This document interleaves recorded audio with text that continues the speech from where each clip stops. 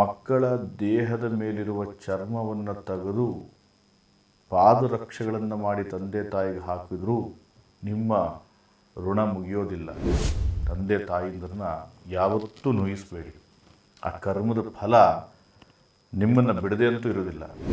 ನಿಮ್ಮ ಮಕ್ಕಳ ವಿದ್ಯೆ ಜ್ಞಾನ ಬೆಳಿಬೇಕು, ಅವರಿಗೆ ವಿದ್ಯೆ ವಶ ಆಗಬೇಕು, ವಿದ್ಯೆ ಸಂಪನ್ನರಾಗಬೇಕು, ಅವರ ಮುಖದಲ್ಲಿ ಕಳೆ ತೇಜಸ್ಸು ಚೈತನ್ಯ ಹುಟ್ಟಬೇಕು ಅಂದರೆ ತಾಯಿಂದರೆ ತಪ್ಪದೆ ಈ ವಿಧಾನಗಳನ್ನು ಮಾಡಿ.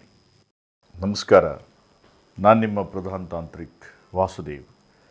ಈ ದಿನ ಬಹಳ ವಿಶೇಷವಾಗಿರುವಂಥ ಒಂದು ಎಪಿಸೋಡ್ ನಿಮ್ಮಗಳಿಗೋಸ್ಕರ. ಈ ಎಪಿಸೋಡ್ ಭಾಳ ಉಪಯೋಗವಾಗುತ್ತೆ. ಯಾರ ಮನೆಯಲ್ಲಿ ಮಕ್ಕಳಿಲ್ಲ ಹೇಳಿ? ತಂದೆ ತಾಯಿಂದರಿಗೆ ಚಿಂತೆ ಮಕ್ಕಳ ಬೆಳವಣಿಗೆ, ವಿದ್ಯೆ, ಜ್ಞಾನ, ಇದಷ್ಟೇ ಬಹಳ ಮುಖ್ಯವಾದಂಥದ್ದು.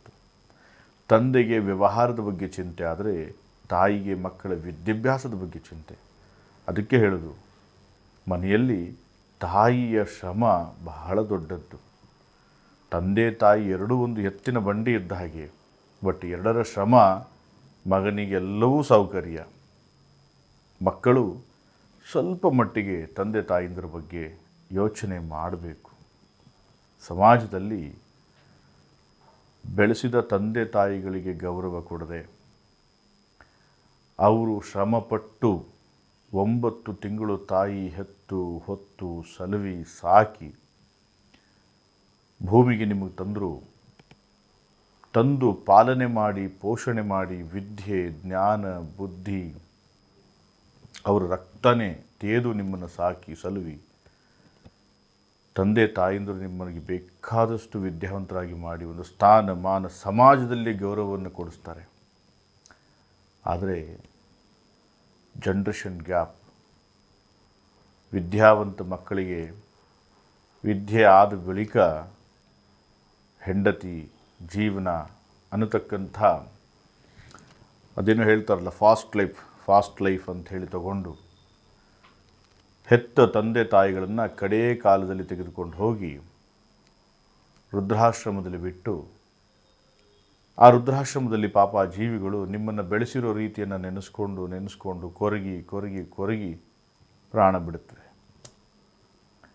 ತಂದೆ ತಾಯಿಗಳಂತಂದರೆ ಸಿಗದೇ ಇರತಕ್ಕಂತಹ ಅತ್ಯಮೂಲ್ಯವಾದಂಥ ವಸ್ತುಗಳು, ಅತ್ಯಮೂಲ್ಯವಾದಂತಹ ಸಮಯ ಅವರೊಟ್ಟಿಗೆ ಕಳೀಬೇಕಾಗಿರ್ತಕ್ಕಂಥದ್ದು ಮಕ್ಕಳ ಕರ್ತವ್ಯ.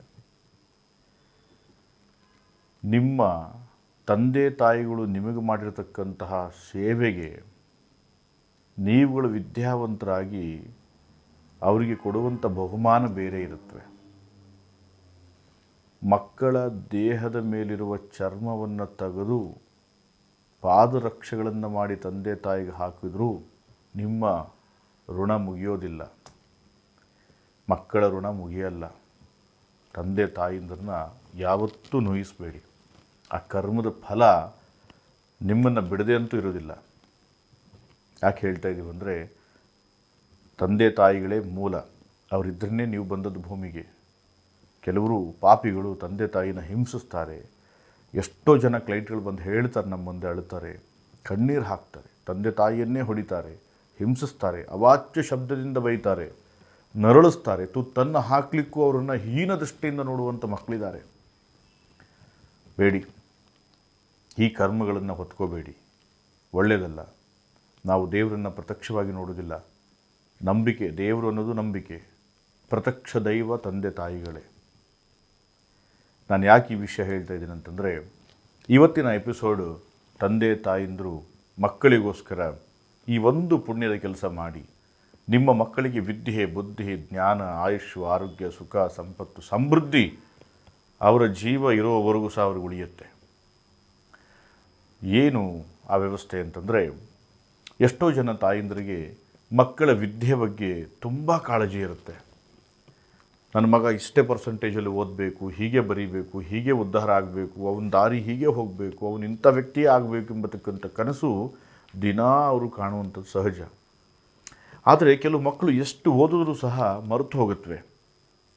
ತಂದೆ ತಾಯಿನ ನೋಡಿದರೆ ಭಯ ಪಡುವಂಥದ್ದು, ಎಕ್ಸಾಮ್ ಕೂತ್ಕೊಂಡಾಗ ಓದಿರೋದು ಮರೆಯುವಂಥದ್ದು, ಕೆಲವೊಂದು ದೃಷ್ಟಿ ದೋಷಗಳಿಂದ, ಕೆಲವೊಂದು ಲೋಪಗ್ರಹ ದೋಷಗಳಿಂದ ಅವರು ವಿದ್ಯೆ ನಾಶ ಆಗುತ್ತೆ, ಆರೋಗ್ಯ ನಾಶವಾಗುತ್ತೆ, ಓದಿದ್ದು ಮರೆತು ಹೋಗುತ್ತೆ, ಮುಖದಲ್ಲಿ ಕಳೆ ಹೋಗುತ್ತೆ. ಕೆಲವೊಬ್ಬರಲ್ಲಿ ಕಾಂಪಿಟೇಷನ್ ಇರುತ್ತೆ. ಅಯ್ಯೋ ನಿನ್ನ ಮಗ ಚೆನ್ನಾಗಿ ಓದ್ತಿದ್ದಾನೆ, ನನ್ನ ಮಗ ಚೆನ್ನಾಗಿ ಓದಲ್ಲ, ಆ ಹುಡುಗ ನೋಡ್ಲಿಕ್ಕೆ ಲಕ್ಷಣವಾಗಿದ್ದಾನೆ, ನಮ್ಮ ಹುಡುಗಿ ಲಕ್ಷಣವಾಗಿಲ್ಲ. ಇಂತಹ ಕೆಲವು ತಂದೆ ತಾಯಿಂದರು ಇದ್ದಾರೆ. ಇಂತಹ ದೃಷ್ಟಿಗಳಿಂದಲೂ ನಿಮ್ಮ ಮಕ್ಕಳು ಕರಗುವ ಸಾಧ್ಯತೆ ಇದೆ, ವಿದ್ಯೆ ನಾಶ ಆಗುವ ಸಾಧ್ಯತೆ ಇದೆ, ಮನಸ್ಥಿತಿ ನಾಶ ಆಗುವ ಸಾಧ್ಯತೆ ಇದೆ, ಓದಿದ್ದು ಮರೆಯೋ ಸಾಧ್ಯತೆ ಇದೆ. ಅಲ್ಲಿಗೆ ಒಂದು ಕಣ್ಣಿನ ದೃಷ್ಟಿಯಿಂದಾಗಿ ನಶ್ವರ. ಹಾಗಾದರೆ ಈ ದೃಷ್ಟಿದೋಷ, ಕಂಟಕ, ಲೋಪದೋಷಗಳೆಲ್ಲ ಹೋಗಬೇಕು ಅಂತಂದರೆ ಏನು ಮಾಡಬೇಕು?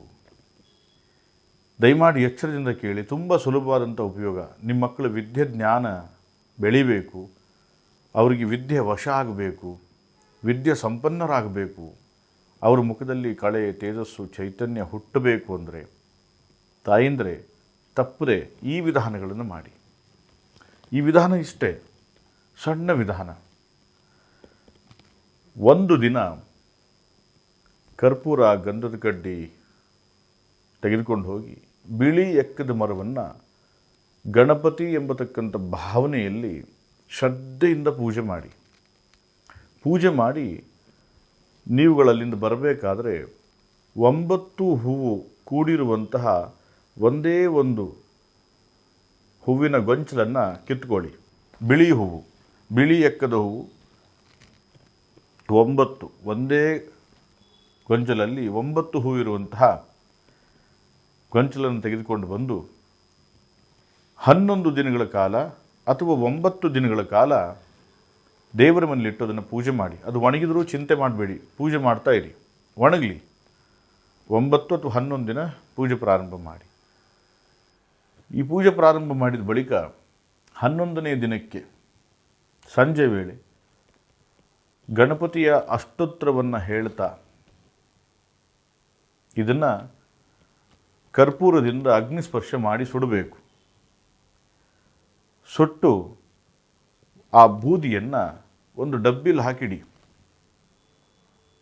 ನಿತ್ಯ ನಿಮ್ಮ ಮಕ್ಕಳಿಗೆ ವಿಭೂತಿ ಆಕಾರದಲ್ಲಿ ಗಣಪತಿಯ ಸ್ಮರಣೆ ಮಾಡಿ 5 ಬಾರಿ ಓಂ ನಮೋ ಗಣೇಶಾಯ ನಮಃ ಅಥವಾ ಓಂ ನಮೋ ಗಣಪತಿಯೇ ನಮಃ, ಓಂ ನಮೋ ಗಣಪತಿಯೇ ನಮಃ, ಈ ಥರ ನಿಮಗಿಷ್ಟ ಬಂದಂತಹ ಗಣಪತಿಯ ಹೆಸರನ್ನು ಹೇಳಿ 5 ಬಾರಿ ಹೇಳಿ ಒಂದು ಸರಿ ಅದನ್ನು ಹಣೆಗಚ್ಚಬೇಕು. ಹೀಗೆ ನಿರಂತರವಾಗಿ 48 ದಿನ ಮಾಡಿ. ನಿಮ್ಮ ಮಕ್ಕಳ ವಿದ್ಯೆ, ಬುದ್ಧಿ, ಜ್ಞಾನ, ಮುಖದಲ್ಲಿರೋ ತೇಜಸ್ಸು, ಚೈತನ್ಯ, ಕಳೆ ಪರಿವರ್ತನೆ ಆಗುತ್ತೆ. ಸರ್ವ ವಿದ್ಯಾ ಸಂಪನ್ನರಾಗ್ತಾರೆ. ನೀವು ಎಕ್ಸ್ಪೆಕ್ಟ್ ಮಾಡಿದ ಹಾಗೆ ನಿಮ್ಮ ಮಕ್ಕಳು ಉನ್ನತ ಕ್ಷೇತ್ರ ಸ್ಥಾನಮಾನಕ್ಕೆ ಹೋಗಿ ತಲುಪ್ತಾರೆ. ತಪ್ಪದೆ ಇದನ್ನು ಮಾಡಿ. ಇದರಿಂದ ಕೆಲವೊಂದು ಅಕ್ಕಪಕ್ಕದವರ ದೃಷ್ಟಿ, ಅವನು ಹೆಚ್ಚಿಗೆ ಮಾರ್ಕ್ಸ್ ತೆಗಿತಾ ಇದ್ದಾನೆ ಅಂತ ಹೇಳಿ ಆತನ್ನು ನೋಡುವಂಥ ದೃಷ್ಟಿ ಕೆಟ್ಟದ್ದು, ಇವೆಲ್ಲ ದೃಷ್ಟಿದೋಷ ನಿವಾರಣೆ ಆಗುತ್ತೆ. ಮನಸ್ಥಿತಿ ಪರಿವರ್ತನೆ ಆಗುತ್ತೆ, ಜ್ಞಾನ ವೃದ್ಧಿ ಆಗುತ್ತೆ.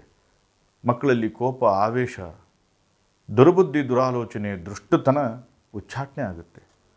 ತಪ್ಪದೇ ಈ ವಿಧಾನ ಮಾಡಿ ನಿಮಗೆ ಇದರ ಪರಿವರ್ತನೆ ಆದಮೇಲೆ ದಯಮಾಡಿ 100 ಜನಕ್ಕೆ ತಿಳಿಸಿ, 1000 ಜನಕ್ಕೆ ಒಳ್ಳೆಯದಾಗಲಿ. ಒಳ್ಳೆಯ ವಿಚಾರ ಎಲ್ಲ ಕಡೆ ತಿಳಿಬೇಕು. ತಿಳಿಸಿದ ಪುಣ್ಯ ನಿಮಗೆ ಬರಲಿ. ಎಲ್ಲರಿಗೂ ಒಳ್ಳೆಯದಾಗಲಿ. ನಮಸ್ಕಾರ.